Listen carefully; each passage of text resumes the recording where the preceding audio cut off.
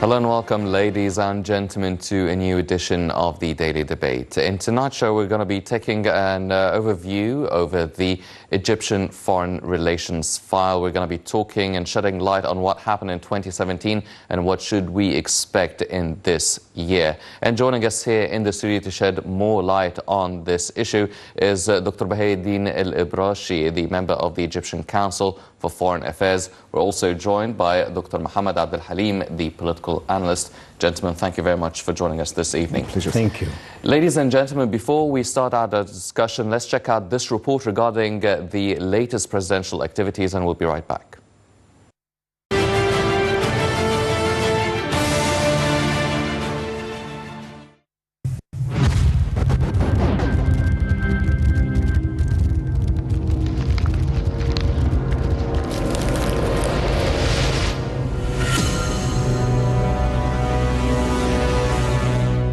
An Egyptian-Omani summit was held on Sunday between President Abdel Fattah el-Sisi and Omani Sultan Qaboos bin Said.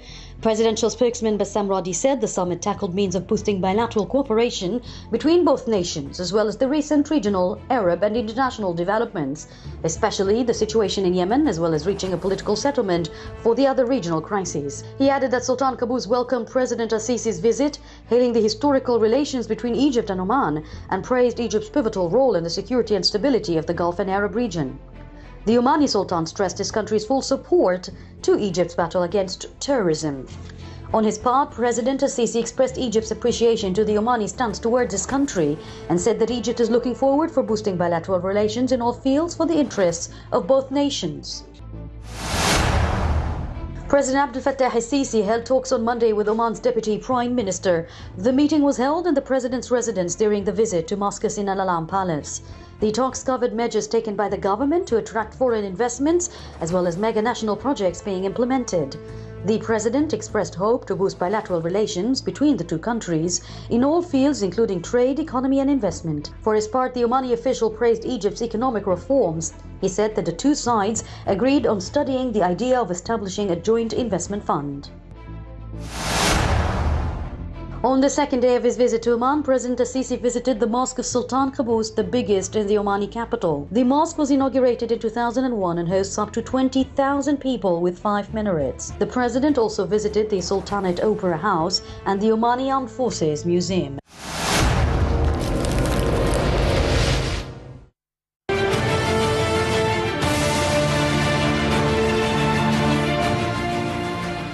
Welcome back, ladies and gentlemen. Starting off our discussion right away. Dr. Abarashi, now looking at the past year, 2017, how would you rate and evaluate the Egyptian foreign affairs file? We've seen the government, we've seen the president, we've seen Foreign Minister Sameh Shukri really taking the lead in making all the international trips. It was the second and last year of the non-permanent membership in the UN Security Council. We also saw a lot of strengthening ties with the African continent. How do you evaluate 2017's foreign affairs file? Well, I think that Egypt is playing a role of stability in an otherwise very turbulent area. And we are going beyond our Arab relations in the Middle East and having roots in facing potential cooperation with African countries. We are faced with incredible challenges. The most important, of course, is what erupted regarding the Jerusalem crisis, which is also quite a challenge, and how to balance between this challenge and the relationship with the U.S. and stability in the whole area. So it's quite a challenging time, and we faced a lot of expectations, especially because of our membership in the Security Council, which raises Egyptians' responsibility beyond simply being a regional presence, but also within an international context. Yes. Well, Dr. Al-Halim, do you feel that Egypt has regained its position and its role in, as an international player, as a political force, whether if it's regionally among the Arab world, the Arab states and the African continent, and internationally as well? Right. Well, to give a very quick summary about the 4 previous years of presidency, actually, of Mr. Fattah al-Sisi, actually, during the previous period, you can anticipate a great deal of success, actually, on both national and international level, actually. Well, let us analyze first on the international level. Well, to a greater extent, Egypt would restore the self-same status, the self-same position that it once had at one time, actually, with the African continent. For, as we all know, that, you know, I mean, during the previous period of reign of Mr. Mohammed Hosni Mubarak, there was a sort of a stoppage, actually, a sort of a halt in the social as well as military, as much as the strategic relationships actually with the African continent, including all its own countries, after the false attempt of the assassination of the previous President Mohammed Hosni Mubarak.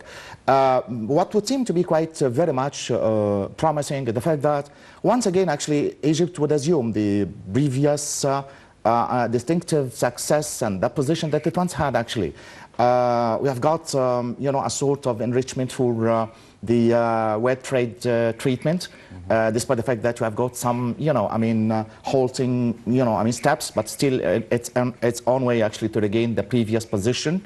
We have got in the meantime many attempts actually to re-establish strategic, consulatic, as well as very much military ties actually with the African continent. On top of all these attempts, actually, you can really find that the attempts on the part of the presidential authority actually to try to resolve the problematic situation of the Renaissance Dam, the one perpetual, I would insist, threatening voice that would seem to be quite adding a quagmirish aspect and nightmarish detail actually for each single individual Egyptian citizen. Honestly, as much as fortunately, during the course of the last week, Mr. Fattah al-Sisi side by side with Mr. Omar al-Bashir, the Sudanese president, and the third counterpart, that is Haile Mariam Desalegn, would agree on a sort of tripartite relationship, actually, to try to sort it out, to try to pacify all the obstacles, all the hindrances, and all the deterrents, actually, that they really find in their own negotiations. And what would seem to be quite very much important during the course of the previous 4 years as well is the sort of the widespread, very much a promising success and achievements that the presidential authority would achieve actually during the course of, you know, I mean, trying to stabilize the sort of the issues of safety and security internally, on an internal level actually. To a greater extent, Egypt now is very much enjoying a state of stability, a state of security that it once had during, you know, I mean, quite a long period of time. Immediately after the revolution of the 25th of January, there was a very much crucial, as much as critical era of turbulences, of revolutionary aspects, of disobedience on a large scale. But, you know, I mean, what would we seem to be quite as Egyptian citizens very much enjoying actually during the course of the previous 4 years is a great deal of achievement both on a national and international level. To a greater extent also you can really find you know, a sort of boosting and enhancement actually for the macro-sized you know, I mean schematic programs, as much as the World Trade Organization, as much as a great deal of cooperation with other African countries, as you might have said actually aptly so at the very beginning of the episode, that we did assume a non-permanent seat in the UN Security Council for quite a couple of years, and then the African Parliament. And then we would seem to be quite during the course of the last week from the very much successful summit that we have had actually in Addis Ababa, a sort of a suggestion, as much as a very strong fortification of heading, as much as on being on top of the agenda actually for the summit and the presidency actually of the African Union in 2019. Yes. Well, Dr. Abrashi, do you feel that with all the activities that the Egyptian government has undertaken over the past year, really trying to regain its role, what is the backbone and what is the thing that really, you know, I mean, keeps Egypt going? What is the thing that really, you know, I mean, keeps Egypt going? Well, we have as a drive to regain this, this position? Is it our political stability internally within the country? Is it our economic reform programs, as then all the international community really takes notice that this country is a serious country in terms of really trying to rebuild itself? Is it the situation that we're probably one of the most stable countries within our own region in the middle of all these crises? Well, I think Egypt has roots in its leadership, but leadership is not an objective in itself, because leadership is a result of power factors within the Egyptian society, whether it's social, whether it's economic, whether it's the depth of the population itself. So Egypt is a country where I can't say that there are a lot of commitment towards the economy, but those are not short-term projects, and therefore they haven't really put us on the forefront of the economic power yet. We do hope that it will bear visible future promises in sometime soon. Regarding the stability, I think this is a very important aspect, because at least it allows us to think a little bit beyond our borders, to deal with challenges.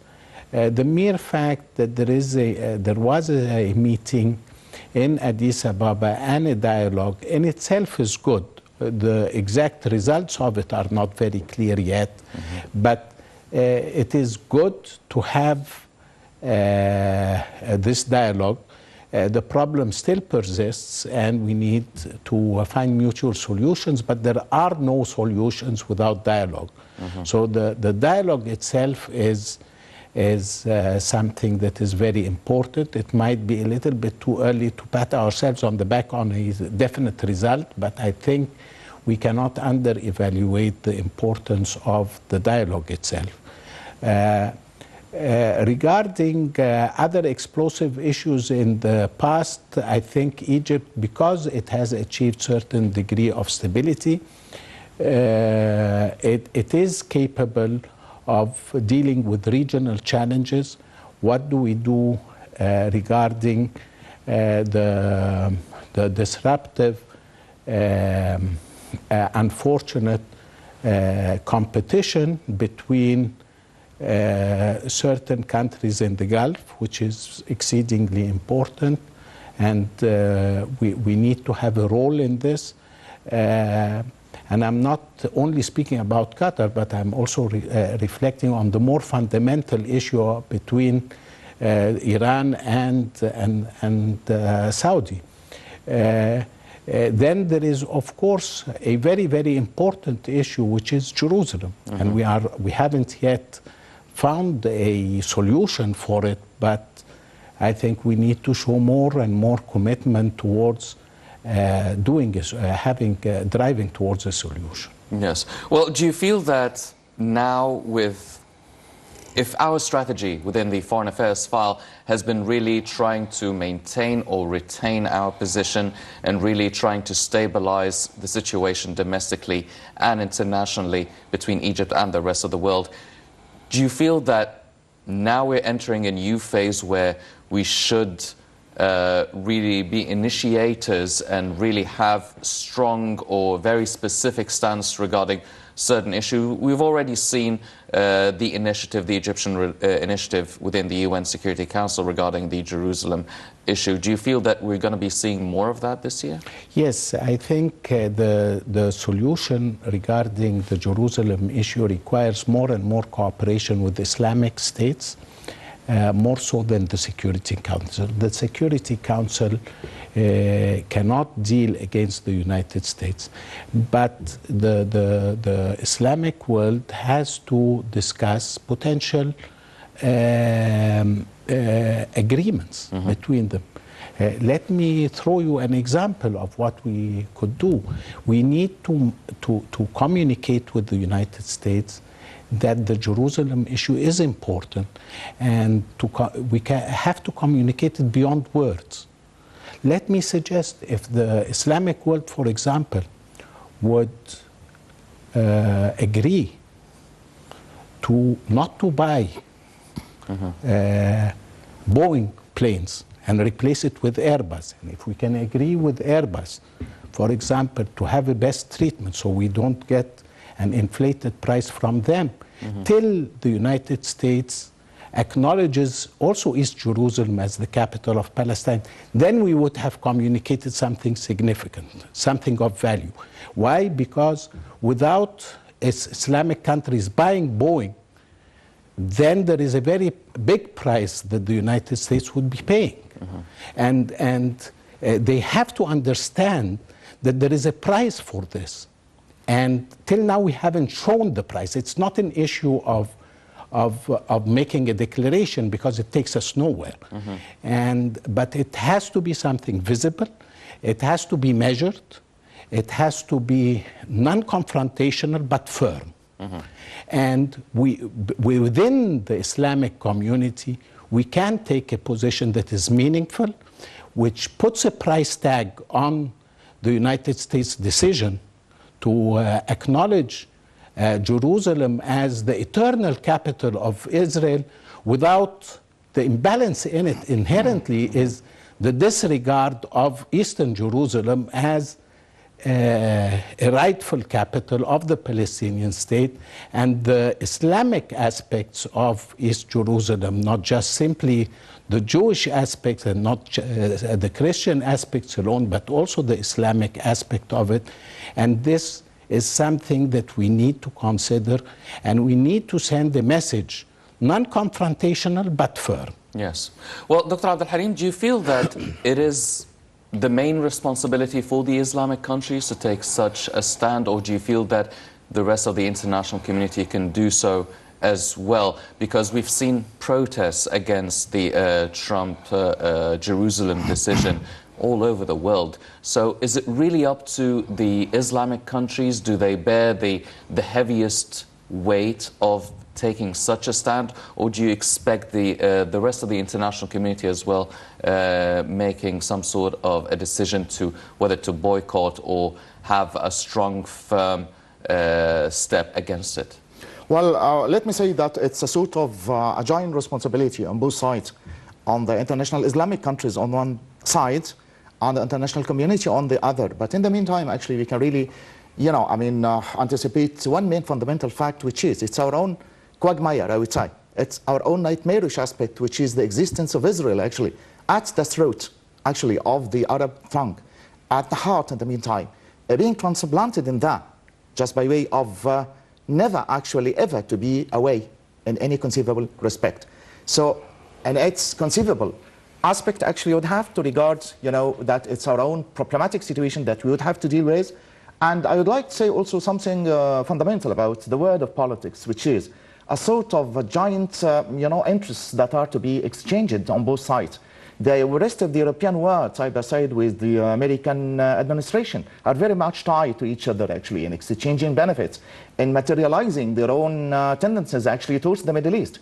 We had seen, for example, not only the problem of the eternal capital of, of Israel. We have seen, the quagmirish aspect of Syria, how the three, major countries are very much conspiring against the division and the devastation, actually, of the Syrian territories. You have had the American side actually trying to get its own way from Syria, in much the same way that the Russian counterpart actually would exploit each conceivable chance to be in there just by way of getting into the heart of the Middle East, in much the same way that Turkey also is just playing a sort of a very much pivotal role in trying actually to never to establish the Kurdish state. So, the only solution of that sort of problematic situation is through within, not from without. That's why I would really insist on the fact that it's our own dilemma, that we would have to find a certain sort of solution, a certain exit out of it.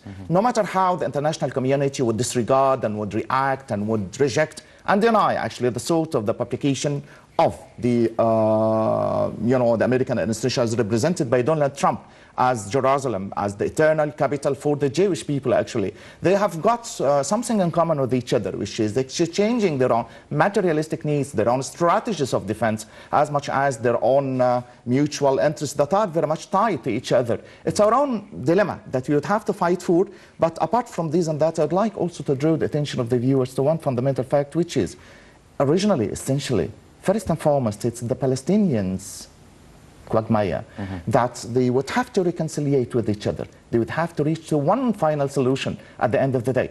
I think that Egypt did play such a pivotal role actually in trying to reconcile both Fatah and Hamas in more than one respect, and we have reached and have succeeded a great deal of success at the end of the day actually of bringing them together. So what would seem to be quite remaining at the end of the day is just the unification of all these militant groups side by side with Fatah and Hamas to try actually to react against the international decision and the sort of denunciation actually, or the publication, so to speak, actually, of Jerusalem as an eternal capital.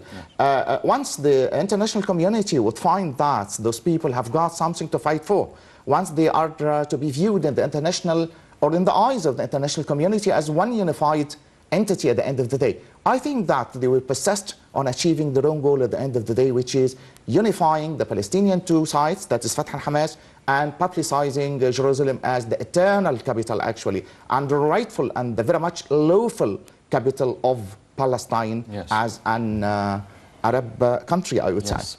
Ladies and gentlemen, the Palestinian issue is only one issue that Egypt has really taken the lead in dealing with. Let's check out this report and we'll be right back.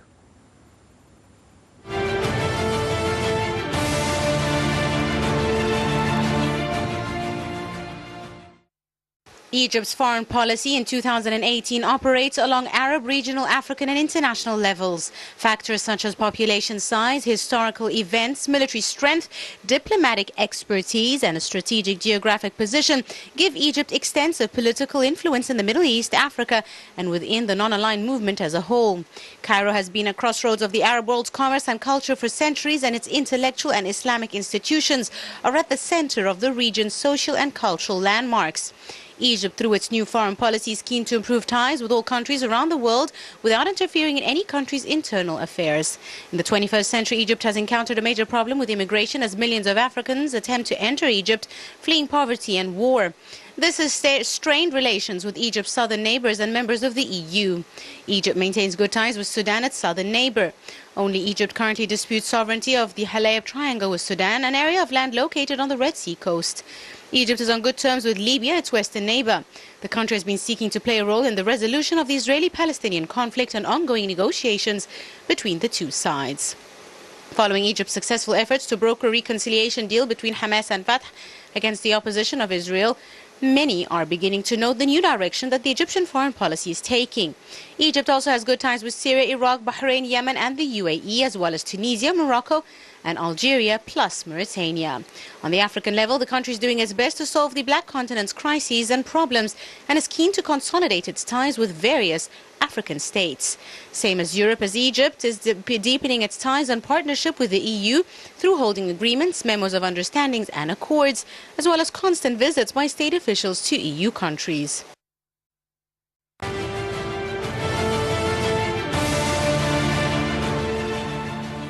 Welcome back, ladies and gentlemen. Now, Dr. Abrashi, you've mentioned the Egyptian stance regarding the Palestinian issue, and also it seems that over the past period, Russia has really taken the lead in dealing and being a big player within the regional crises. It has taken the Syrian conflict, the situation there, really taking on the leading role in the coalition against Daesh as well. We've seen Egyptian-Russian relations, whether politically, militarily, and economically, flourish as well. But at the same time, it has strong relations with Turkey, with Iran, dealing with the regional crises. So how much has Russia or how big of a role do you think Russia is playing now? Dare I say, maybe substituting the US in some areas, or do you feel they're on the good side of the Arab countries? Are they on the bad side of the Arab countries because of their relationship with Iran, for instance? How do you see the dynamics of the Russian relationship with Egypt and the Arab world? Let me first say, I mean, Egypt has historically and culturally a very different approach than, for example, other countries like Saudi regarding the Sunni Shiite divide.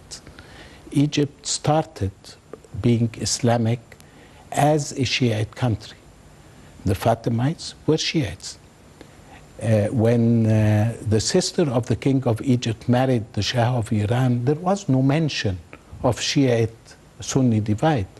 The Al-Azhar continues to have one of the most enlightened positions regarding the dialogue between Sunnis and Shiites. So Egypt as a country does not regard the Shiite as a sine qua non to animosity. Not at all. We don't have this. This might be completely different than the Saudi position. The Saudi position historically have a long history of conflict between the Persians and the Arabian Peninsula. So it's a very, very different cultural position regardless of that we have. We are very well positioned to play a role as for dialogue between the Sunni and Shiite divide, because we should not accept creating this as a point, an area of conflict.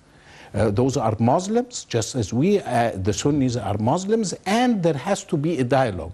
We have to respect the differences, and the differences should not be equated to animosity. So to come back to your question, the fact that Russia is in support of Syria, which is Shiite, at least the leadership is Shiite, and is there also in complete cooperation with the Iranians, doesn't necessarily mean that it is putting Russia at odds with Egypt. So that is one issue. The Russians have shown a commitment to put boots on the ground, to use actual force to support the regime in Syria and to fight Daesh. As far as fighting Daesh, it's something that we rejoice. But we have to also at the same time acknowledge that the Syrian people have a problem with the Syrian government, and that we need to arrive to a workable compromise for the state to function, and Egypt can play this role. And we have a unique capability of creating a win-win situation and not a Sunni-Shiite divide within Syria, because we are qualified to play this role, probably qualified more than any other country in the region. So it is very important not to find ourselves automatically a part of a Shiite-Sunni divide. This is not Egypt historically. This is not Egypt culturally. Yes, definitely.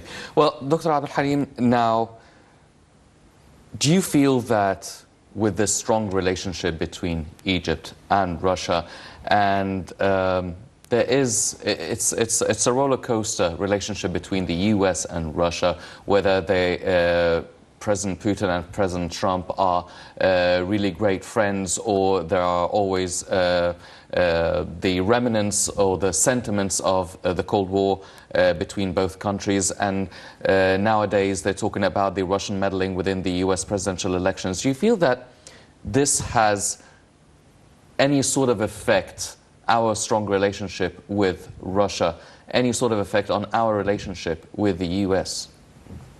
Well, right. Let us analyze quickly, actually, the previous sort of diplomatic relation with America. America at one time used to play the role of the police of the international community, actually, ordering, imposing its own regulations on the world, here, there, and everywhere. But in the meantime, you know, I mean, since a couple of years, it seems to be quite, that sort of role seems to be quite withdrawing and disintegrating.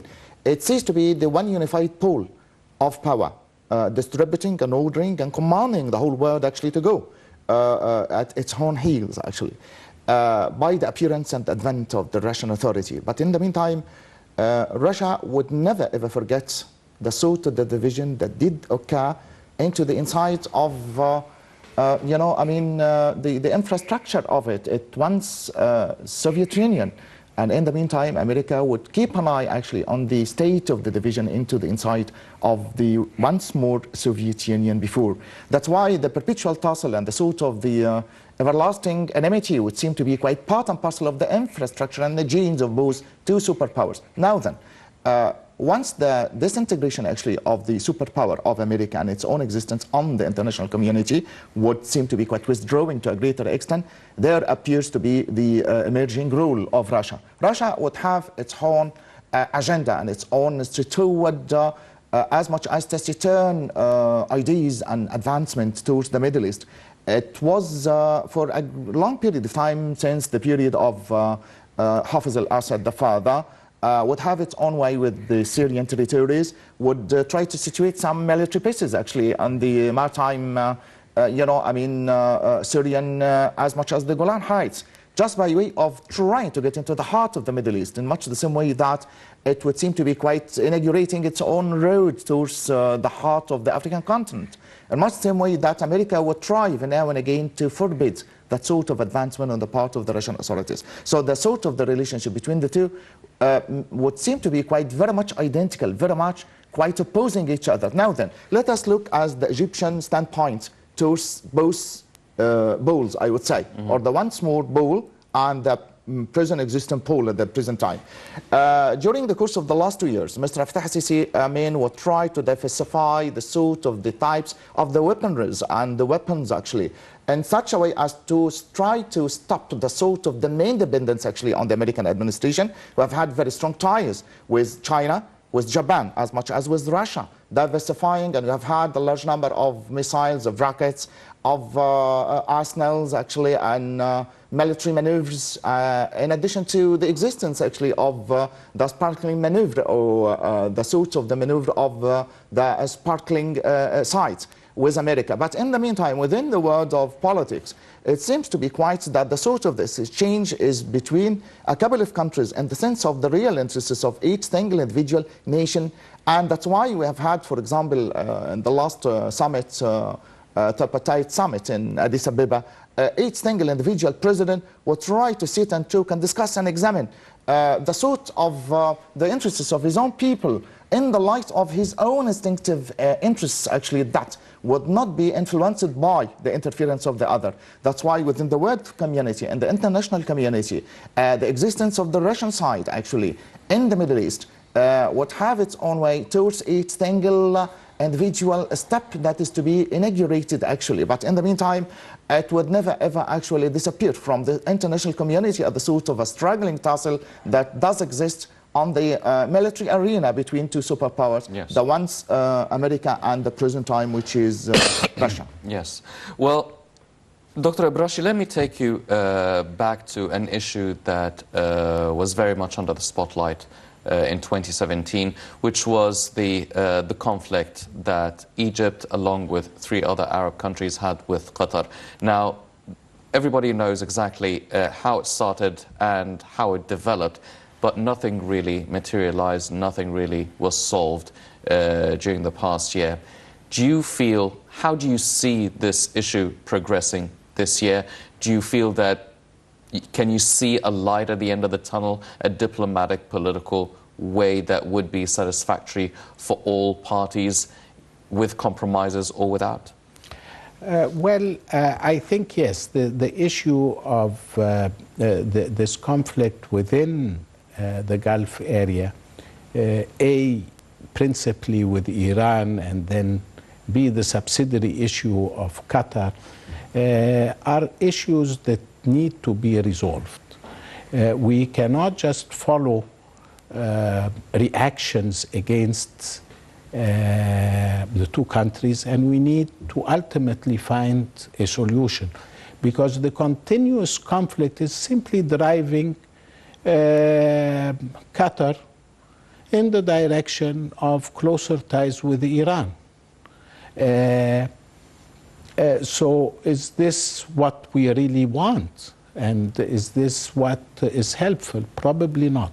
So I think there is a point where we have to reconsider. I think both of the two parties have ruffled their feathers.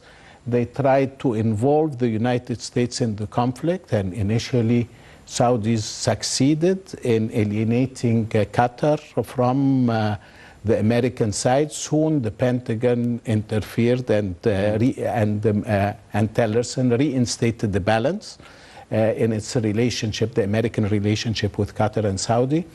And I think this is a good lesson for us to understand that it is very important, critical in international relations, not to draw things in black and white, and to realize that countries can have differences, and differences don't mean that there is no limit to conflict. Yes. Just as my colleague, Dr. Muhammad, was saying, yes, I mean, the United States has a conflict with Russia, but it doesn't mean that the friend of my enemy is my enemy. I mean, if the United States chooses to have a conflict with Russia, doesn't mean that while we are committed to friendship with the United States, that automatically we need to have a confrontation with Russia. This is not acceptable. Look at the United States. It declared both Russia and China as strategic competitors and strategic, so to speak, confrontational relationship or threatening relationship between the United States' strategic interests and Russia and China. This doesn't mean that necessarily we have to view Russia and China as strategically competitive with us. We have deep friendship with the United States, but they still have their differences, and we respect the differences. Look at Jerusalem. I mean, it doesn't mean that we differ in international relationship with somebody that we need to go all the way against it. We have our differences, but we need to also be sophisticated enough to put limits on our differences. Yes, definitely. Well, Dr. Al-Halim, now going back to the issue that has been really a big concern over the past few years, which was the Ethiopian Renaissance Dam. Now, as you've mentioned, there was a trilateral meeting between Egypt, Sudan and Ethiopia in Addis Ababa. And really it was quite a positive meeting. They said the purpose and the interests of the three countries are one. There will be no mediators. There is no conflict. They will reach a consensus resolution among them. Now, how much of a political diplomatic success do you feel this has been for the Egyptian government and presidency? During the course of the 4 years, actually, you can really find that Mr. Sameh Shukri, the foreign minister, as you know, I mean, every couple of weeks or so, I mean, is taking a very vast tour, just by way of settling and sorting out that sort of quagmire, I would say, and insist on saying, actually, or describing it. It's a life-threatening subject and object, so to speak. That's why the presidency, actually, starting from day one, would keep an eye, actually, on the solution and on resolving that sort of taciturn and very much snobbish, I would say, problematic issue. That's why, in its own first appearance, some, you know, I mean, would comment, actually, on the status quo, just by way of finding a sort of advancement towards the process of solving that sort of problematic issue by military action and military interferences, actually. But time goes fast, actually. This is not the right time, actually, to discuss it, actually, in terms of turning a sort of an airstrike or a sort of a stroke or a master stroke towards the devastation, actually, of the Renaissance Dam. This is far from being realistic for grounding, actually, for the examination or the discussion of the problem. That's why each single individual day would add, actually, to the accumulation of disintegration of the first initial idea precipitated by Helen Mariam Desalegn, actually, which is forbidding and rejecting and denying the appearance and the emergence as much as the transmittance actually of the water Nile actually to Egypt. And Mr. Fattah Sisi from day one actually in more than one speech would insist on the fact that it's a matter of life for this subject. It's a matter of to be or not to be. That's why he would never ever forget any single individual nation, no matter how powerful and very much strategic that sort of nation may be, that would forbid the certain single individual drop of water actually from the Egyptian citizen.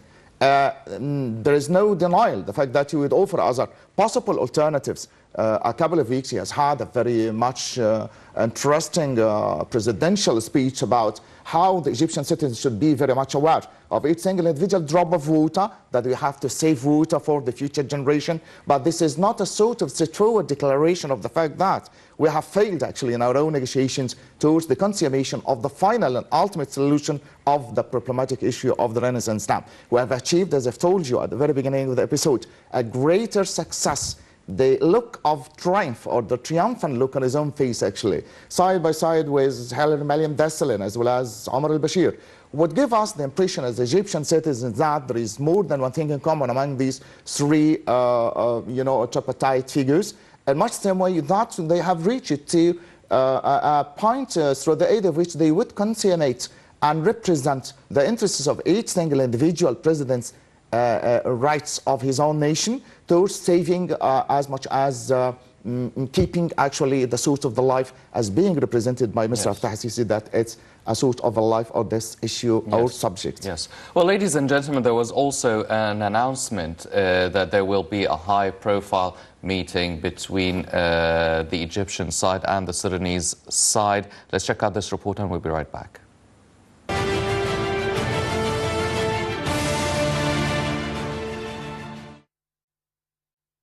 Egypt and Sudan are scheduled to hold a high-profile meeting in Cairo on Thursday to discuss ways to improve their ties. Foreign Ministry spokesman Ahmed Abu Zaid said in a statement that the foreign ministers and intelligence chiefs of both countries will attend the meeting. Abu Zaid said the meeting aims to discuss the course of bilateral relations and coordinate between the two countries regarding a number of regional issues of mutual interest. He explained the two countries are keen on settling disagreements on all issues and countering the joint challenges through the quartet meeting. He also revealed the two foreign ministers and two intelligence chiefs will hold bilateral and quartet talks, followed by a press conference with the foreign ministers. Abu Zaid noted the meeting will be held under the auspices of President Fattah Sisi and his Sudanese counterpart Omar Hassan al-Bashir after their meeting on the sidelines of the recent African Union summit in Addis Ababa.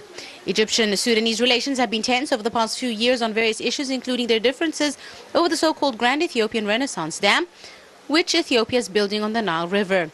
While both Ethiopia and Sudan hope to reap massive benefits from the dam construction, Egypt is worried it undermines its 55.5 billion cubic meters of water it has every year from the Nile River.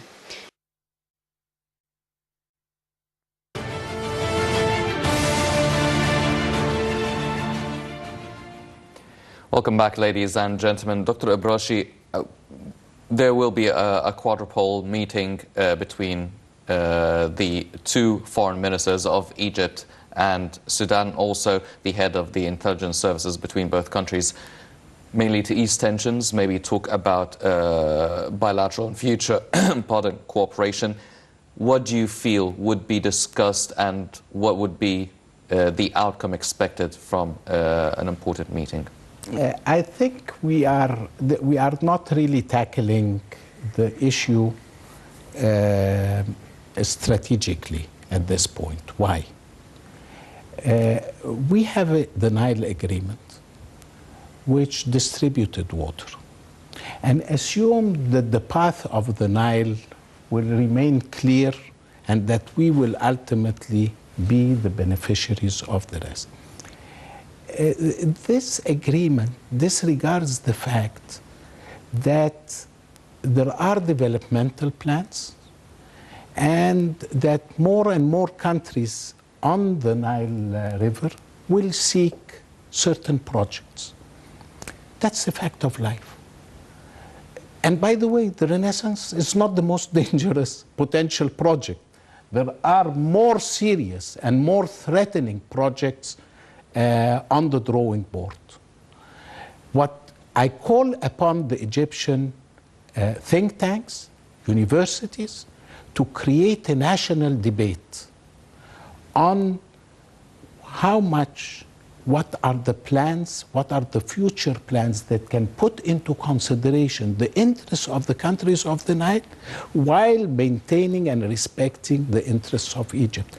There is, as much as there are problems related to those countries potentially putting dams and utilizing more and more agricultural, expanding agricultural land, there are also incredible opportunities of recouping lost resources, water resources. And those are very complicated issues because they include serious environmental aspects. And therefore, this whole business of the river dam has to be a point of study from the various aspects by the Egyptian intelligentsia and the Egyptian specialists. This is a national interest of Egypt, and we need to think about it strategically, not simply saying, don't build a dam. No, the issue is we have to understand their interests, we have to preserve our interests, and we have to work together, not only with Ethiopia. There are more threatening potential projects other than Ethiopia. Ethiopia is probably one of the least threatening. Why? Because it's not an agricultural project, essentially, it is more for the generation of electricity. So ultimately, yes, the building of the dam will cause a retention of water, but ultimately, when it is filled, the flow will continue.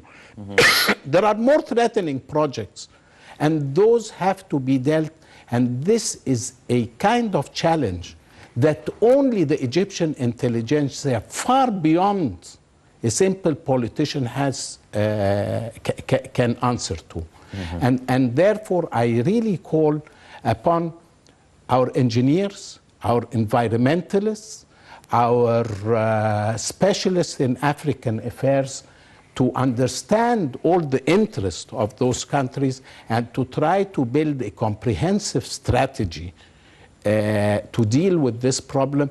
And in that case, I would say I will be able to sleep peacefully at night. Yes. Well, Dr. Al-Halim, because we're running out of time, do you feel that this move, this step taken by the Egyptian Foreign Affairs Department and the intelligence agencies, do you think that we are now really taking a step preparing for future maybe obstacles or trying to protect future interests, whether for Egypt and the Nile Basin countries? Do you think that this, how do you evaluate this step would play out?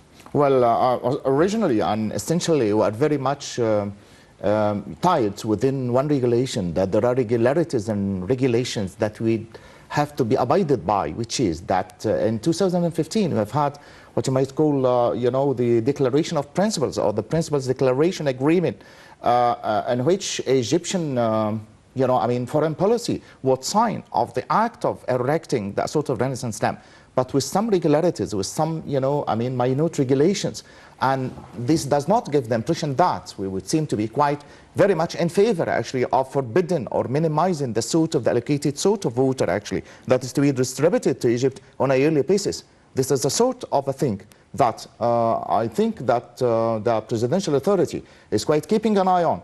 And I think towards the couple of the previous years, actually, Mr. Al-Sisi is quite keeping an eye on that particular individual situation insofar as it threatens, actually, a large number of objects and subjects rather than, actually, the sort of the arrival and the advent of a sort of a drinking water, actually, for the Egyptian citizens. It has got other agendas, it has got other diplomatic as well as intelligence, affairs to deal with. Definitely. Well, ladies and gentlemen, as you've just heard from our distinguished guests, it's not just an issue about water or electricity, it is an issue of future interests, whether it is for Egypt and the rest of the Nile Basin countries, not just Sudan as well. Unfortunately, that's all the time we have for this edition of the Daily Debate. But before we go, I'd like to thank our very distinguished guest, Dr. Muhammad Al-Halim, the political political analyst. I'd also like to thank very much Dr. Bهي الابراشي, member of the Egyptian Council for Foreign Affairs. Gentlemen, thank you very much for joining us this evening. Ladies and gentlemen, please stay tuned for more coming up on our International. I'm Hani Saif. Thank you for joining us.